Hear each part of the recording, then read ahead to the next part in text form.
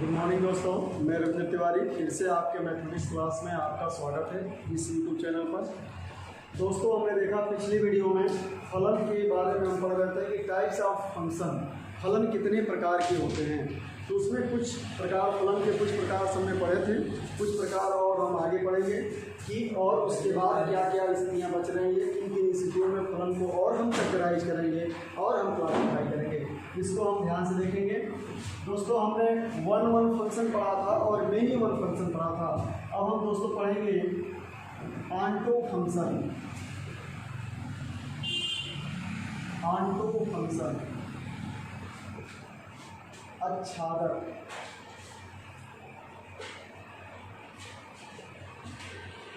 आच्छादक फलन, आच्छादक फलन। दोस्तों, हमने फलन के बारे में पढ़ा हुआ है कि फलन का डोमेन क्या होता है, फलन का रेंज क्या होता है, अर्थात फलन का प्रांत क्या होता है, फलन का त्रास क्या होता है, ये सारी चीज़ें हम पढ़ चुके हैं। तो वही चीज़ यहाँ पे यूज करेंगे, वही कॉन्सेप्ट का प्रयोग करते हुए हम देखेंगे कि आच्छादक फलन में क्या होता है। आच्छादक फलन में ये होता है कि जब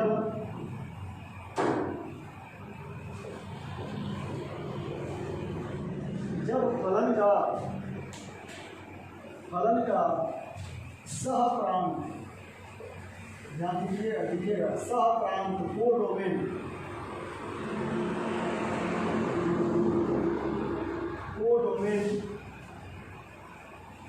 तथा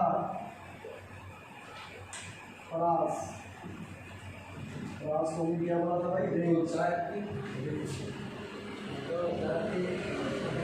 दोनों बराबर हैं। तो फलन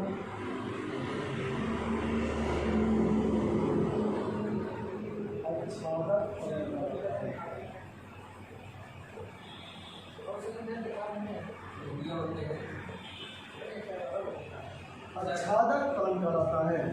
अर्थात फलन का कोडोमेन, सहप्रांत और परास आपस में क्या हो जाना चाहिए, परास दोनों आपस में क्या होना चाहिए, बराबर होना चाहिए। दोनों आपस में बराबर कब होंगे, जब आपका यदि फलन समुच्चय के रूप में दे दिया जाए, समूह के रूप में दिया जाए। ध्यान दीजिएगा, अलग अलग कंडीशन में हम पढ़ेंगे। यदि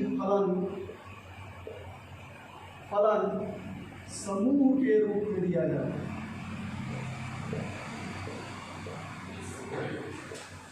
समूह के रूप में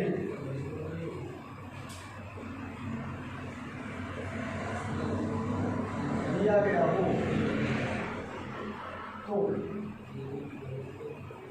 तो दोस्तों इसको याद रखिएगा, अच्छे से समझ लीजिए। दिया गया हो तो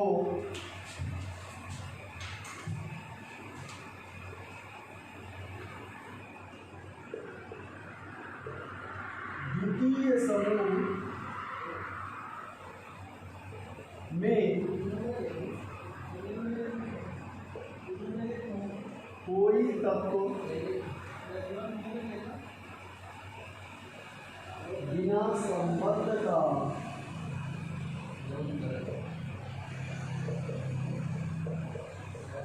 नहीं होना चाहिए, बिना संबंध का नहीं होना चाहिए। यही लाइन आपकी डिसाइड करेगी कि दिया गया फलन आंटो फंक्शन है कि नहीं है। यही लाइन, सिर्फ एक लाइन। अब देखिए कैसे, जैसे मैं आपके सामने 2-3 कंडीशन रखता हूँ, 2-3 मैपिंग करता हूँ रिलेशन की, और उसमें हमें बताना होगा कि दिया गया फलन आंटो फंक्शन है कि नहीं है। देखिए दोस्तों, एक समूह फर्स्ट हो गया, ये समूह सेकेंड हो गया। इसमें यदि आपके पास A B C D हो, 1 2 3 4, A का रिलेशन 1 से, B का रिलेशन आपका 3 से, B का रिलेशन, एक कंडीशन ये हो गया। नेक्स्ट कंडीशन, ये आपका फर्स्ट सेक्शन, ये आपका second group, A B C D, 1 2 3 4।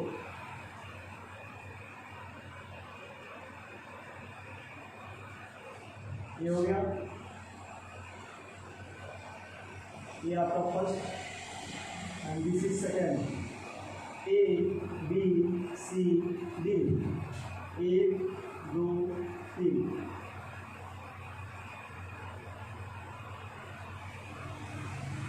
ये आपका कंडीशन बना।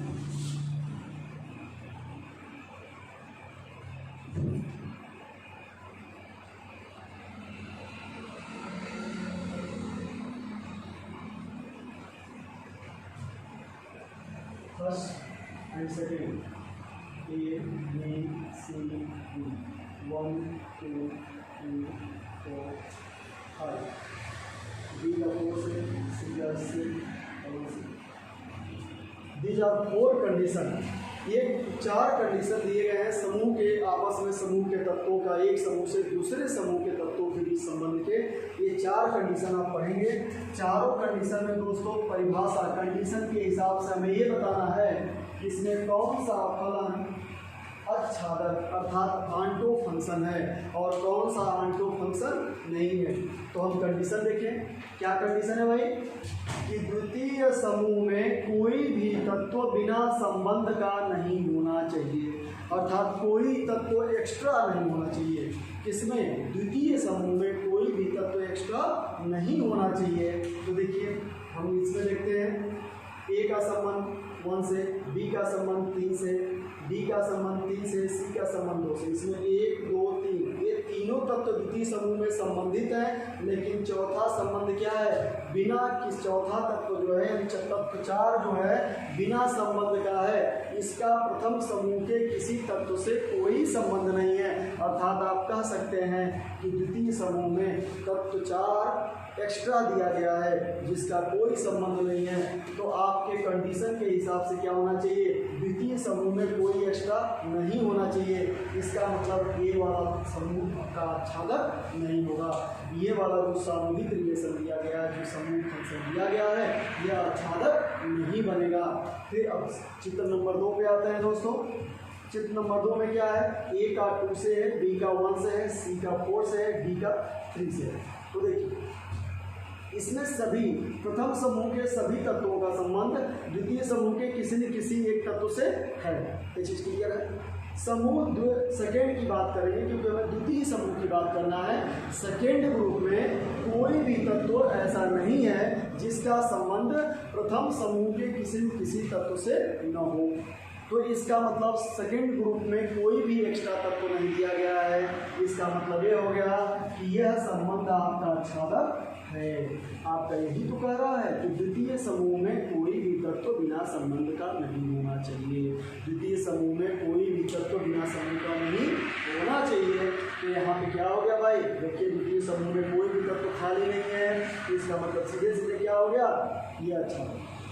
अब आप देखिए आपको प्रथम समूह के बारे में सोचना नहीं, क्योंकि फलन दिया गया है तो फलन के जो 2 कंडीशन जो 2 शर्तें हैं ये पूरा कर रहा है। लेकिन आप यहाँ पे सिर्फ द्वितीय समूह के बारे में सोचेंगे, क्योंकि द्वितीय समूह के हिसाब से ही आप डिसाइड करेंगे कि दिया गया फलन आच्छादक है या नहीं है।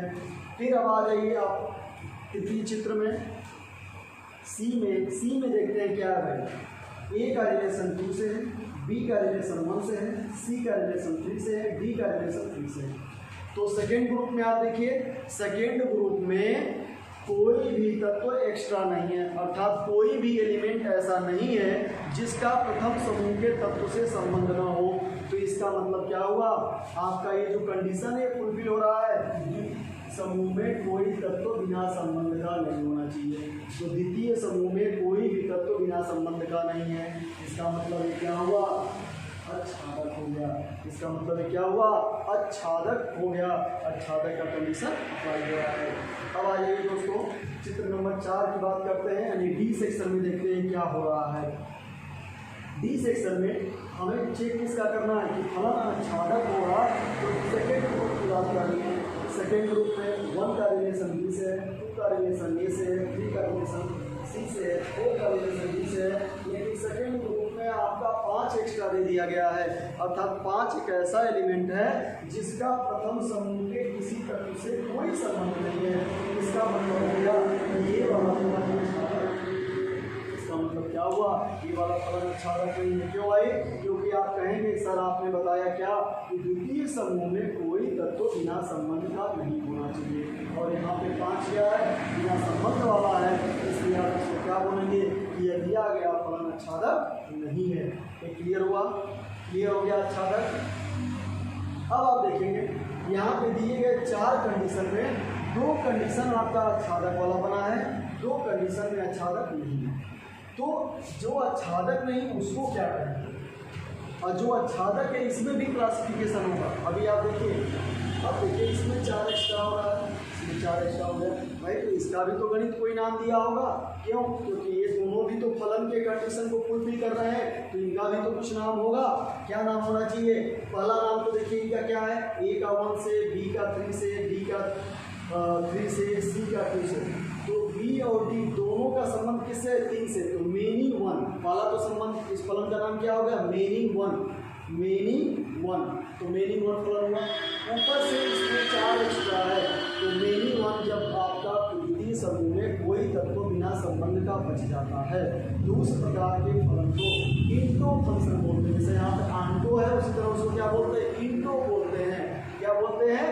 इंटो बोलते हैं, अच्छादी फलन बोलते हैं, उसको अच्छादी फलन बोलते हैं। तो जिसमें द्वितीय समूह में तत्व नहीं बचता है उसको आंटो, और जिसमें द्वितीय समूह में तत्व बच जाता है उसको क्या बोलते हैं? इंटो बोलते हैं। अब इनके अंदर क्लासिफिकेशन हमने किया तो ये क्या हुआ भाई? Many 1 into. इसका पूरा नाम क्या होगा? मेनी 1 इंटो एक अच्छादी फलन। इसमें देखिए ए का 2 से, बी का 1 से, सी का 4 से, डी का 3 से, यानी प्रथम समूह के एक तत्व का संबंध द्वितीय समूह के और द्वितीय तत्व से हो रहा है, और एक एक तत्वों से हो रहा है। तो एक एक एक एक यानी एकैकी फलन हो गया, कोई तत्व इसमें बचा नहीं है, तो कौन सा हो गया? आंटो हो गया, यानी 1 आंटो फंक्शन। इसका पूरा नाम क्या होगा? 1 आंटो फंक्शन हो जाएगा। इसी तरह से इसको आप देखेंगे, इसमें भी आप देखिए ए का 2 से, बी का 1 से, सी का 3 से, डी का 3 से। इसमें 2 प्रथम समूह के 2 तत्वों का संबंध, अर्थात एक से अधिक तत्वों का संबंध द्वितीय समूह के एक तत्व से है, तो क्या हो जाएगा? मेनी 1 बहुएक फंक्शन। और द्वितीय समूह में कोई तत्व एक्स्ट्रा भी नहीं है तो क्या हो जाएगा? आंटो। इसको पूरा नाम क्या देंगे? Many 1 onto. पूरा नाम क्या देंगे भाई? Many 1 onto. मेनी 1 आंटो का मतलब क्या हुआ? बहुएक अच्छादक, बहुएक अच्छादक। अब ध्यान दीजिएगा, शब्दों पे ध्यान दीजिएगा। इंग्लिश, हिंदी से आसान इंग्लिश है आपका इसका। इसमें आ जाइए, चौथे नंबर में आ जाइए। चौथे नंबर में आप देखिए ए का 2 से, बी का 1 से, सी का 3 से, डी का 4 से, यानी प्रथम समूह के सभी तत्वों का द्वितीय समूह के अलग अलग एक तत्व से संबंधित है, अलग अलग अद्वितीय तत्वों से संबंधित हो रहे हैं, यानी अलग अलग तत्वों से संबंधित हो रहे हैं। तो इस संबंध में इस फलन का नाम क्या हो जाएगा भाई? एक यानी 1 फंक्शन, अर्थात एकैकी फलन। और उसके बाद 5 एक्स्ट्रा बच गया है, तो 5 एक्स्ट्रा बच गया किसमें? द्वितीय फलन, द्वितीय समूह में, तो क्या हो जाएगा? इंटो हो जाएगा। इसका पूरा नाम क्या हो जाएगा? 1 इंटो, अर्थात एकैकी अच्छादी फलन। तो क्लियर हुआ कि जिसमें बच जाएगा उसको अच्छादी, जिसमें नहीं बचेगा उसको क्या बोलेंगे? अच्छादक बोलेंगे। और मेनी 1 का मतलब प्रथम समूह के एक से अधिक तत्वों का संबंध द्वितीय समूह के एक तत्व से हो जाएगा, तो मेनी 1। प्रथम समूह के एक तत्व का संबंध द्वितीय समूह के अलग और एक ही तत्व से हो तो क्या हो जाएगा? आपका एक हो जाएगा। तो आपके फंक्शन के 4 प्रकार हुए। फंक्शन के कौन से प्रकार हुए भाई? 4। कौन कौन से? फिर से आप देख लीजिए। 1 फंक्शन, एकैकी फलन, मेनी 1 फंक्शन, आपके क्या हुए? बहुएक फलन, आंटो फंक्शन, अच्छादक फलन, इंटो फंक्शन, आपका क्या हुआ? अच्छादी फलन हुआ। अब आप देखेंगे, अब इनको कंबाइन करेंगे, तो क्या होगा? 1 आंटो, 1 इंटो, फिर मेनी 1 आंटो, मेनी 1 इंटो। तो ये आपके 4 फंक्शन एक्स्ट्रा हो जाते हैं। तो कुल मिला के आपके 8 प्रकार के फलन हुए, 8 कंडीशन हुए। तो हम दोस्तों इसको लेके चले, आगे बढ़े। तो आंटो और इंटो में आपको क्लियर हो गया कि आंटो में द्वितीय समूह में तत्व बच जाएगा, आंटों में द्वितीय समूह में तत्व नहीं बचेगा और ईंटों में द्वितीय समूह में तत्व क्या हो जाएगा, बच जाएगा। तो ये चीज़ क्लियर हुआ। अब हम आगे बढ़ते हैं, इनको ज्वाइंट करते हैं, संयोजन करते हैं, संयुक्त फंक्शन जिसको कंपोजिट फंक्शन बोलते हैं, कि दो से अधिक प्रकार के आपस में फलन का क्या करना, संयोजन करना। तो कैसे करेंगे दोस्तों, इसको नोट कर लीजिए। आई होप आप अच्छे से नोट कर रहे होंगे। पेन कापी लेके बैठिए, नोट किया करिए, क्योंकि आपको मैं पहले भी बता चुका हूँ, आज फिर मैं बता रहा हूँ कि mathematics always demand reading practice. तो मैथमेटिक्स में हमेशा आपको रिटन प्रैक्टिस की रिक्वायरमेंट होती है। विदाउट रिटन प्रैक्टिस आप मैथमेटिक्स को नहीं कर सकते, सीख नहीं सकते, क्योंकि इसको सीखना है दोस्तों। आप सीख लेंगे, सिर्फ और सिर्फ सीखना है।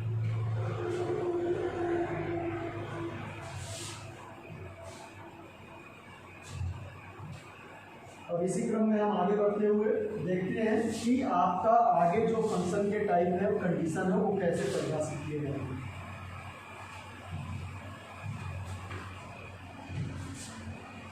हमने क्या क्या पढ़ लिया, ध्यान दीजिए। 1-1 फंक्शन पढ़ा हमने, मेनी वन फंक्शन पढ़ा, आंटो पढ़ा, और हमने ये 4 ये हमने 4 पढ़ लिए।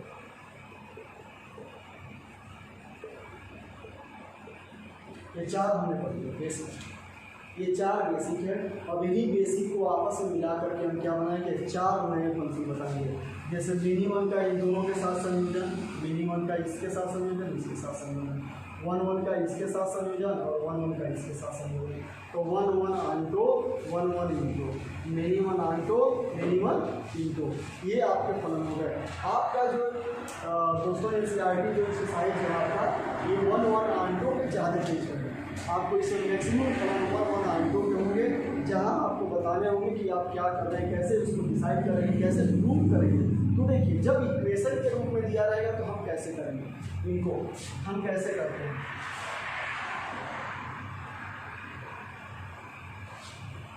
तो सबसे पहले हम डालेंगे 1-1 आंटो, 1-1 आंटो फंक्शन, यानी एकाएकी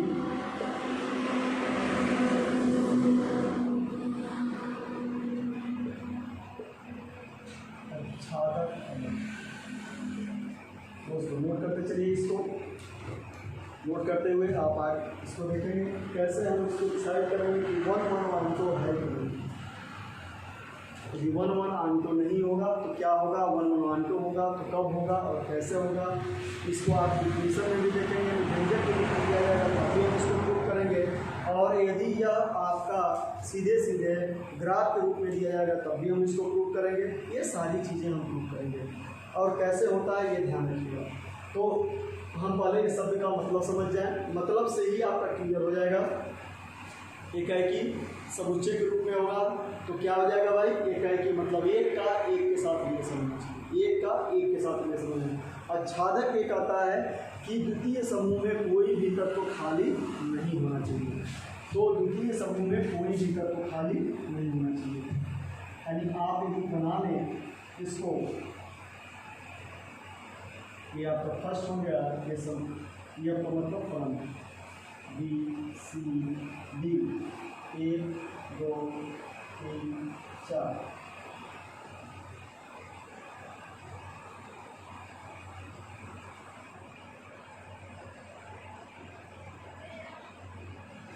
ये हो गए। अब देखिए, प्रथम समूह के एक तत्व का संबंध द्वितीय समूह के एक तत्व से हो गया, राइट। उसके बाद द्वितीय समूह में कोई भी तत्व शेष नहीं है, यानी बिना संबंध वाला शेष नहीं है। तो इसका मतलब ये हो गया कि ये कौन सा फलन हो गया, एकाएकी आच्छादक फलन हो गया। एक का संबंध एक से है, इसको क्या बोलेंगे भाई, एकाएकी आच्छादक फलन, एकाएकी आच्छादक फलन। अब एकाएकी आच्छादक फलन में दोस्तों क्या होना है, एकाएकी आच्छादक फलन में हम देखेंगे कि इसको कैसे हम डिफिनीशन के रूप में कैसे हम परिभाषित करेंगे, इसको हम डिफिनीशन के रूप में कैसे परिभाषित करेंगे। यदि आपका चित्र तो दिया है तो आप बना लिए, चित्र दिया है तो आप बना लिए, बता लिए कि एकाएकी है। एक ही है 18 है। लेकिन यदि आपको वैसे दे दिया जाए तो आप कैसे सीधे करोगे कि होगा नहीं होगा, 18 होगा नहीं होगा, हमें ये वाला कैसे पता चलेगा? तो आइए देखिए, जैसे आपसे कह दिया जाए, जैसे आप समझिए इसको, यहाँ से समझिएगा सवाल एग्जाम्पल ले रहे हैं, आपके लिए भी बेनिफिशियल है। क्या होगा? जैसे मान लीजिए कि एफ एक्स इक्वल टू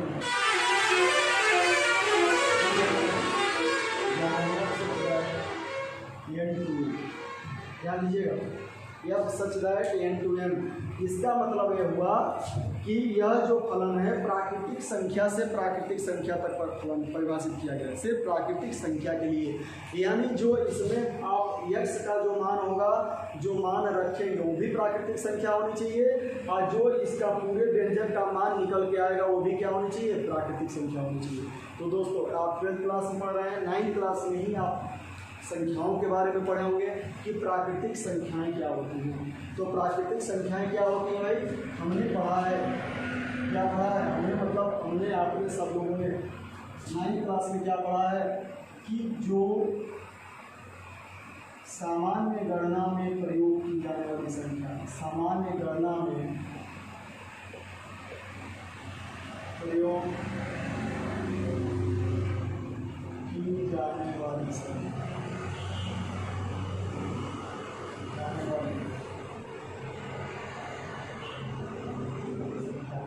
जैसे क्या होती है सामान्य गणना? 1 2 3 4 5 6 7। सामान्य गणना जिसे आप सामान खरीदने जाते हैं तो आप हमेशा क्या बोलते हैं? 1 मांगते हैं, 2 मांगते हैं, 3 मांगते हैं, 4 मांगते हैं, ठीक है। इस तरह की सामान्य गणना वाली प्राकृतिक संख्या होती है। -1 -2 -3 आप नहीं मानते हैं, 1 2 3 4 5 6 यानी आप कह सकते हैं कि सभी धनात्मक पूर्णांक संख्या है। आप क्या कह सकते हैं भाई? सभी धनात्मक पूर्णांक संख्याएं बिसाइड्स 0 0 को छोड़ करके। तो ये आपकी प्राकृतिक संख्या होगा। इसका मतलब यह हुआ कि जो यक्स का मान लेंगे वो इन्हीं में से कोई एक लेंगे, यानी 1 से लेके अनंत तक कोई भी पूर्णांक संख्या लेंगे। फिर जो आपका निकल करके आएगा फलन के मान में, जब आप इसको व्यंजक में रखेंगे तो जो मान निकल करके आएगा वो भी क्या होना चाहिए? वो भी आपका प्राकृतिक संख्या होनी चाहिए। वो भी आपकी क्या होनी चाहिए भाई? प्राकृतिक संख्या होनी चाहिए। यदि वो भी प्राकृतिक संख्या होगी तब तो आपका ये क्या हो जाएगा? तब तो भाई क्या होगा ये? तब तो क्या होगा कि तब ये फलन की परिभाषा परिभाषित होगी, अदरवाइज नहीं होगी। तो ये सभी प्रकार के प्राकृतिक संख्याओं को होना चाहिए। अब ये चीज़ समझ में आ गया कि इसके अंदर जो मान रखेंगे वो भी प्राकृतिक होना चाहिए, और इससे जो निकल करके आएगा वो भी क्या होना चाहिए? प्राकृतिक होना चाहिए। ये आपका दिया गया। अब देखिए प्राकृतिक मतलब क्या होगा? सभी प्राकृतिक संख्या है, यानी यह फलन 1 के लिए भी परिभाषित है, ये फलन 2 के लिए भी परिभाषित है, ये फलन 3 के लिए भी परिभाषित है, ये फलन 4 के लिए परिभाषित है। अब यहाँ पे x का मान 1 रखेंगे तो आपको क्या मिलेगा? 3 × 1 कितना मिल जाएगा? 3। 3 क्या है भाई? प्राकृतिक संख्या। x का मान 2 रखिए, क्या मिला आपको? 6। 3 × 2 6 प्राकृतिक संख्या। x का मान 3 रखिए तो 3 × 3 कितना हो जाएगा? 9, ये भी प्राकृतिक संख्या। देखिए x का मान यदि आपने 1 रखा तो f1 का मान कितना हो जाएगा? दोनों साइड में x ले आप क्या रख देंगे? 1, तो 3 × 1 बराबर कितना होगा? 3। यदि x का मान आप 2 रखेंगे तो क्या हो जाएगा? f3, तो क्या हो जाएगा? 3 × 2 बराबर कितना हो गया? यदि x का मान आप 3 रखें तो f3 बराबर कितना हो जाएगा भाई? 3 × 3 बराबर 9। ध्यान दीजिए यहाँ पर जो भी आपको दिया जा रहा है,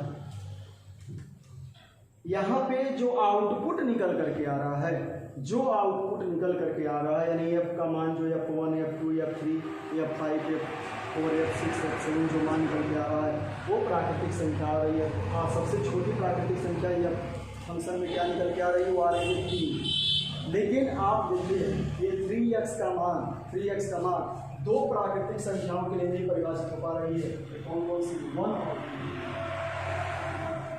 और 2 नहीं निकल के आ रहा। देखिए सबसे छोटी प्राकृतिक संख्या आपने 1 रखा तो फलन का मान कितना हो गया? 3। फलन का मान 1 नहीं आया, फलन का मान 2 नहीं आया, फलन का सबसे छोटा मान क्या आ गया? 3 आ गया, जबकि फलन का सबसे छोटा मान क्या आना चाहिए, 1 आना चाहिए, क्योंकि आपकी सबसे छोटी प्राकृतिक संख्या क्या है, 1 है। अब देखिए यहाँ पे n टू n का मतलब यही है, n टू n का मतलब यही है कि सबसे छोटी प्राकृतिक संख्या से लेकर के सबसे छोटी प्राकृतिक संख्या के लिए परिभाषित होनी चाहिए, सबसे बड़ी प्राकृतिक संख्या से लेकर सबसे बड़ी प्राकृतिक संख्या के लिए परिभाषित होनी चाहिए। यदि ऐसा नहीं है तो दिया गया फलन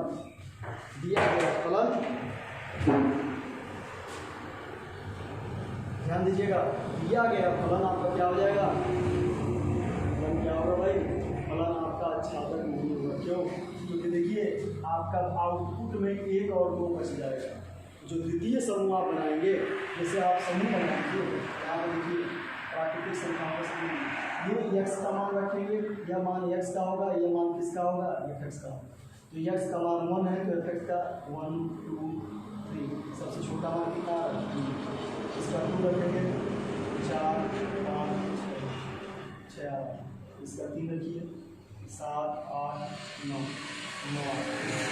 इसमें fx वाले में द्वितीय समूह में क्या हुआ भाई, द्वितीय समूह में जो आउटपुट निकल के आ रहा है उसमें बहुत सारी प्राकृतिक संख्याएं ऐसी हो जा रही हैं कि जिनका प्रथम समूह के किसी प्राकृतिक संख्या से कोई संबंध नहीं है। तो इसका मतलब ये क्या हुआ, आच्छादक हुआ कि नहीं हुआ भाई, आच्छादक हुआ कि नहीं हुआ, आच्छादक नहीं हुआ, क्योंकि आच्छादक का कंडीशन यह है क्या कि इस द्वितीय समूह में कोई भी तत्व बिना संबंध वाला नहीं होना चाहिए। लेकिन यहाँ तो देख रहे हैं क्या होता है, यहाँ तो बहुत सारे संख्याएं ऐसी हो जा रही हैं कि जो द्वितीय समूह में ऐसी है जिनका संबंध ही नहीं है, तो यह फलन आच्छादक नहीं होगा। ये चीज़ क्लियर हुआ, तरीका हमने जो समझाया आपको समझ में आया, समझाया जो समझ में आया। आपको व्यंजक के रूप में दिया जाएगा तो पहला जो समूह होगा वो x का होगा, चर राशि का जो नाम आपको रखना है। दूसरा समूह जो होता है आउटपुट होता है, किसका मान होता है, fx का मान होता है, पूरे फलन का मान होता है। तो 2 समूह इस तरह से बना के भी आप चेक कर सकते हैं, 2 समूह बना करके भी आप चेक कर सकते हैं, और आप अलग अलग से भी परिभाषित कर सकते हैं, इस तरह से कैलकुलेट भी कर सकते हैं। तो हमने 2 समूह बनाया दोस्तों, पहला समूह हमारा चर राशि का हुआ, फलन में उपस्थित चर राशि का हुआ, दूसरा समूह हमारे फलन के मान का होगा। तो हम यदि चर राशि का मान 1 रख रहे हैं तो फलन का मान कितना आ रहा है, 3, तो 1 का संबंध किससे होगा, चर राशि का मान हमने 2 रखा तो फलन का मान कितना आ गया, 6, तो 2 का संबंध किससे हो गया, 6। चर राशि का मान हमने 3 रखा तो फलन का मान कितना आ गया, 9, 3 का संबंध क्या होगा, 9। देख रहे हैं कि प्राकृतिक संख्या का समूह ये भी होना चाहिए, प्राकृतिक संख्या का समूह ये भी होना चाहिए, क्योंकि n टू n लिखा गया, यानी प्रथम समूह में प्राकृतिक संख्या है, द्वितीय समूह में प्राकृतिक संख्या है। अब इस स्थिति में आप देखिए कि क्या हो गया, यहाँ पे आच्छादक होगा नहीं होगा, आच्छादक होगा नहीं होगा, क्यों, क्योंकि द्वितीय समूह में आपकी बहुत सारी संख्याएं ऐसी हो जाएंगी कि जिनका संबंध ही नहीं बन पाएगा, जिनका कोई संबंध आप नहीं बना पाएंगे। तो इस स्थिति में यह आपका आच्छादक नहीं होगा। तब जब यह प्राकृतिक संख्या टू प्राकृतिक संख्या चलेगी, प्राकृतिक संख्या से प्राकृतिक संख्या चलेंगे तो यह आच्छादक नहीं बन पाएगा, क्योंकि प्राकृतिक संख्या से प्राकृतिक संख्या का मतलब यह हो गया कि दोनों समूह में से प्रथम समूह भी प्राकृतिक होगा, द्वितीय समूह भी प्राकृतिक होगा।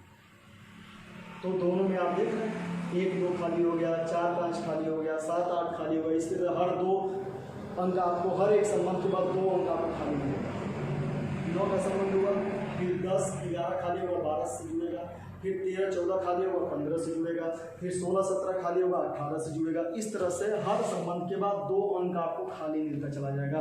तो इस प्रकार से आप कह सकते हैं कि यह दिया गया संबंध प्राकृतिक संख्या इस कंडीशन में, यानी प्राकृतिक संख्या से प्राकृतिक संख्या तक आपका संबंध आच्छादक नहीं है, आच्छादक नहीं है। कुछ नहीं सोचना है, फिर से आप समझिए दोस्तों, कुछ नहीं सोचना है फ्रेंड्स। आप देखें कि 2 समूह आप बनाइए, चार्ट बना लेंगे सबसे आसान हो जाएगा, चार्ट बना लीजिए सबसे आसान होगा। आपको फलन में दिया गया, यहाँ पे दिया जाएगा कि किस संख्या से किस संख्या के लिए परिभाषित की गई है। तो आपको दिया गया यहाँ पे n टू n, n का मतलब क्या होता है, नेचुरल नंबर, नेचुरल नंबर से नेचुरल नंबर तक आपका परिभाषित किया गया है। तो प्रथम समूह भी नेचुरल नंबर का होगा, द्वितीय समूह भी नेचुरल नंबर का होगा। प्रथम समूह में आप बोलेंगे किसका मान रखेंगे सर, तो प्रथम समूह में हमेशा फलन के वेरिएबल क्वांटिटी का मान रखते हैं, यानी फलन की जो चर राशि है यानी x का मान रखना है। द्वितीय समूह किसका होता है भाई? फलन का जो मान होता है उसका होता है। यानी आप चर राशि का मान फलन में रखिए, जो मान आए वो द्वितीय समूह में रख दीजिए, ये आपके द्वितीय समूह का होता है। लेकिन यहाँ पे कह दिया है कि पहला समूह भी प्राकृतिक संख्याओं का है, दूसरा समूह भी प्राकृतिक संख्याओं का है। तो हमने बना लिया पहला समूह प्राकृतिक संख्याओं का, दूसरा समूह प्राकृतिक संख्याओं का। एक हमने रखा तो हमको फलन से क्या मिल गया? 3 मिला। 2 हमने रखा तो फलन से क्या मिल गया? 6 मिल गया। 3 रखा तो फलन से क्या मिला? 9 लिखा। इसका मतलब प्रथम समूह के 1 का संबंध फलन के 3 से, 2 का संबंध 6 से है, 3 का संबंध 9 से। बाकी ये बीच वाली संख्या ऐसे खाली होती चली जाएंगी और अनंत तक ये संबंध आपका चलता चला जाएगा। लेकिन इस प्रकार से बहुत सारी संख्याएं आपको ऐसे मिलेगी द्वितीय समूह में जिनका संबंध प्रथम समूह के किसी की संख्या से नहीं है। तो इस तरह से आपका एक प्रूफ हो जाएगा कि n to n के लिए ये जो दिया गया है n to n के लिए प्राकृतिक संख्या तो प्राकृतिक संख्या के लिए यह फलन आच्छादक नहीं है। ये चीज़ क्लियर होगी। अब आपको आच्छादक को हमने प्रूव कर दिया कि आच्छादक नहीं है। अब हमें प्रूव क्या करना है कि एकैकी है कि नहीं। अब आपको ध्यान देना है एकैकी है कि नहीं। तो दोस्तों n to n लेना है। हमने अभी ले लिया कि n to n में जो है क्या हो रहा था कि n to n में आपको देखेंगे प्रयोग की जाने वाली प्राकृतिक संख्या होगी। गणना में प्रयोग यानी सीधे सीधे आप समझिए कि सभी धनात्मक पूर्णांक संख्या, धनात्मक पूर्णांक संख्याएं होती हैं। तो आपको क्या लेना था? आप देखिए कोई भी धनात्मक पूर्णांक संख्या 1 2 3 4 कुछ भी लीजिए, जब x का मान अलग होगा तो fx का मान अलग होगा। यानी ये दोनों बराबर नहीं हो सकते हैं। यदि x1 not equal to x2 होगा तो यहाँ पे x1 not equal to x2 हो जाएगा और यही आपका एक क्या होगा? संबंध है। यहाँ देख रहे हैं चार्ट में प्रथम समूह के इन्हीं दो तत्वों का संबंध द्वितीय समूह के एक संख्या से नहीं हो पा रहा है। तो यही तो आपका एकैकी है। यही तो यही हो रहा है कि प्रथम समूह के प्रत्येक तत्व का संबंध द्वितीय समूह में उपस्थित और द्वितीय और अलग तत्व से होना चाहिए, एक तत्व से नहीं होना चाहिए। तो ये एकैकी हो गया। इसका मतलब हो गया दिया गया फलन प्राकृतिक संख्या के लिए एकैकी तो है लेकिन आच्छादक नहीं है। तो आप सीधे सीधे लिखेंगे कि दिया गया फलन एकैकी है लेकिन आच्छादक नहीं है। दोस्तों आप इस एग्जाम्पल को फिर से सेल्फ प्रैक्टिस करेंगे, देखें थोड़ा सा कॉम्प्लिकेटेड कॉन्सेप्ट हो सकता है लेकिन इस पे आपके एक्सरसाइज एनसीईआरटी का एक्सरसाइज 1.2 आप निकालेंगे तो इस पे बेस्ड आपके कम से कम 50% क्वेश्चन इसी पर बेस्ड हैं। तो इसको आप ध्यान से रखेंगे, पढ़ेंगे, प्रैक्टिस करेंगे। नहीं समझ में आया होगा कमेंट बॉक्स में आप लिख के बताएंगे। फिर से हम नेक्स्ट वीडियो में आपको इसको समझाएंगे दूसरे एग्जाम्पल के साथ। तब तक के लिए धन्यवाद, best of luck, thank you.